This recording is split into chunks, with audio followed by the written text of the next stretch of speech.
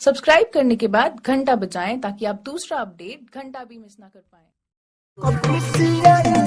DJ Kanchan Raj Hajipur Vaishali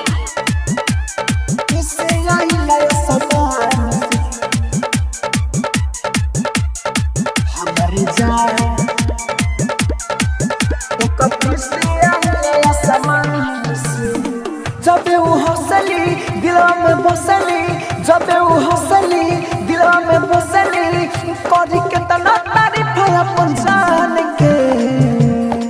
हमारे जान बड़ी जान एक पिसिया लाया सामान से, हमार जान बड़ी जान एक पिसिया लाया सामान से। Mix by AG recording studio एक पिसिया लाया सामान से। Mix by DJ Kanchan Raj जान ले बका बड़ी जान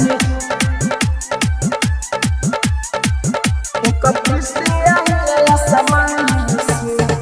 कवन माटी से जाने बो नौले बारे सूरत हो, जब से देखनी दिलवा हमारे हवा में बाटे उड़ते हो, हवा में बाटे उड़ते हो। जाने कवन माटी के बो नौले उनकर सूरत हो, जब से देखनी दिलवा बाटे हवा में हमारा उड़ते हो।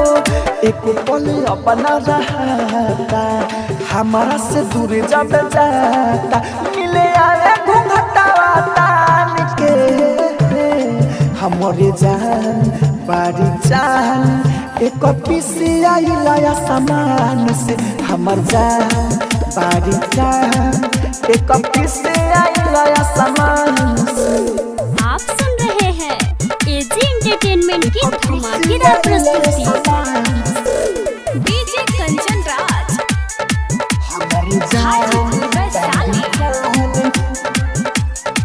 हमारी जान एक पिसिया लाया सामान से। लाल रंग बाहोठ के लाली, लाल रंग के सौरिया, हमरा सिवाना दूसरा के रा खेल दिल के भितारिया, खेल दिल के भितारिया। लाल रंग बाहोठ के लाली, लाल रंग के सौरिया, हमरा सिवाना दूसरा के रा खेल दिल के भितारिया। रही तोरा खुरस दे राजा हो, आवेला बड़ी मजा हो। राहुल राजधानी एक मुस्कान से, हमारे जान बड़ी जान एक पिसिया लाया सामान से, हमर जान बड़ी जान एक पिसिया